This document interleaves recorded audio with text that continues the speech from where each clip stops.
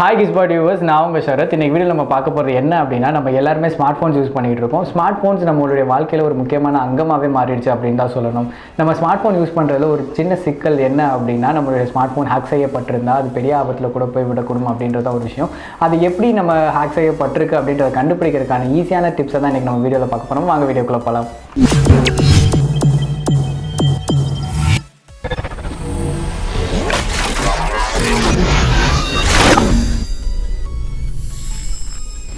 நம்மளுடைய ஸ்மார்ட் ஃபோனில் நம்ம வாட்ஸ்அப், ஃபேஸ்புக், ட்விட்டர் அப்படின்னு ஏகப்பட்ட விஷயங்கள் யூஸ் பண்ணுறோம். ஏன் நம்மளுடைய பேங்கிங் ஃபெசிலிட்டியை கூட நம்ம அதில் தான் யூஸ் பண்ணுறோம். நம்மளோட பேங்க் டீட்டெயில்ஸ், பாஸ்வேர்டு எல்லாத்தையுமே நம்ம ஸ்மார்ட் ஃபோனில் தான் சேவ் பண்ணி வச்சுருக்கோம். இது தவறான கைகளுக்கு கிடைக்கும் போது கண்டிப்பாக ஒரு சிக்கலான சூழ்நிலையை தான் உருவாக்கும். ஸோ இந்த மாதிரி விஷயங்கள்லேருந்து நம்மளை காத்துக்கொள்றதுக்கு என்ன பண்ணும் அப்படின்றதையும் பார்க்கலாம். ஸோ உங்களுடைய ஃபோன் ஹேக் செய்யப்பட்டிருக்கா அப்படின்றத எப்படி கண்டுபிடிக்கிறது அப்படின்றத பார்த்துடலாம். உங்களுடைய ஸ்மார்ட் ஃபோனில் நீங்கள் ஏதாவது ஆப்ஸ் டவுன்லோட் பண்ணுறதுக்கோ இல்லை அப்லோட் பண்ணும்போதோ தெரியாமல் ஏதாவது மால்வேர் ஆக்டிவிட்டீஸை ஆப்ஸை நீங்கள் கிளிக் பண்ணியிருந்தீங்க அப்படின்னா அந்த மால்வேர் ஆப்ஸ் உங்களுடைய ஸ்மார்ட் ஃபோனில் ஏறி இருக்கும். அது பேக்ரவுண்டில் உங்களுக்கு தெரியாமல் ரன் ஆகிட்டு தான் இருக்கும். இந்த மாதிரி பேக்ரவுண்டில் ரன் ஆகிட்டு இருக்க சில ஸ்பை ஆப்ஸ்னால உங்களுடைய ஃபோனில் வேறுபாடுகள் எல்லாம் தெரிய ஆரம்பிக்கும். ஸோ அந்த மாதிரி சில விஷயங்கள் தெரியும் போது உங்களுடைய ஃபோன் ஹேக் செய்யப்பட்டிருக்கு அப்படின்றத உறுதியாக நம்ம சொல்லலாம். ஸோ அது என்னென்ன அப்படின்றத இப்போ நம்ம பார்த்துடலாம்.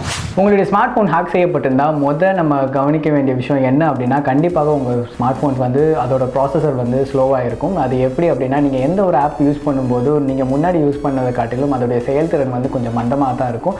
அது மட்டும் இல்லாமல் சில ஆப்ஸ்கள் நீங்கள் ரன் பண்ணும்போது இமீடியட்டாக அது சடனாக எதிர்பாராத நேரத்தில் அது கிராஷ் ஆகி உங்களுக்கு வெளியே வந்துடும். ஸோ இந்த மாதிரி சில விஷயங்கள் இருந்துச்சுன்னா உங்களுடைய பேக்ரவுண்ட் டேட்டாவில் ஏதோ ஒரு ஆப் ரன் ஆகிட்டு இருக்கு அப்படின்றது தான் அர்த்தம். ஸோ இந்த மாதிரி ஒரு சில விஷயங்கள் உங்களுக்கு நடந்திருந்தால் கொஞ்சம் உஷாராக இருந்துக்கோங்க.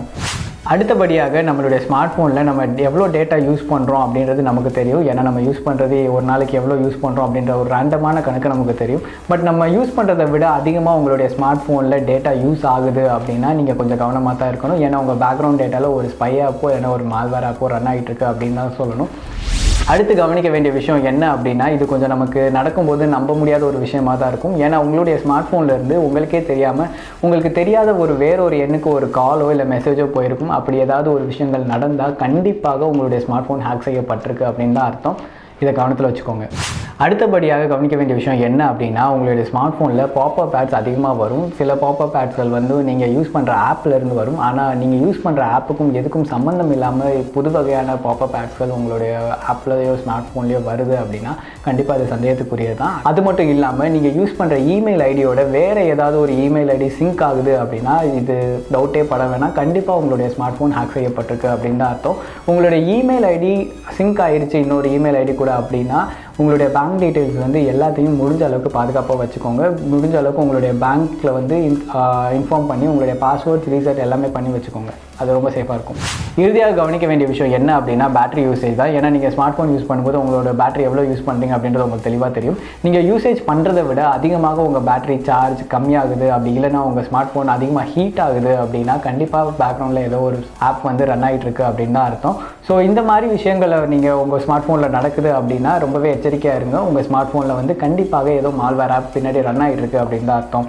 இந்த மாதிரி விஷயங்கள்லேருந்து நம்மளை எப்படி பாதுகாத்துக்கிறது அப்படின்னா, உங்களுக்கு இந்த மாதிரி சம்பவங்கள் ஏதாவது நடக்குது, இதில் இருக்க அறிகுறிகள் ஏதாவது தெரியுது அப்படின்னா யோசிக்காதீங்க. உங்களுடைய டேட்டா எல்லாத்தையும் பேக்கப் பண்ணி வச்சுட்டு ஃபேக்ட்ரி ரீசெட் அடிச்சிருங்க.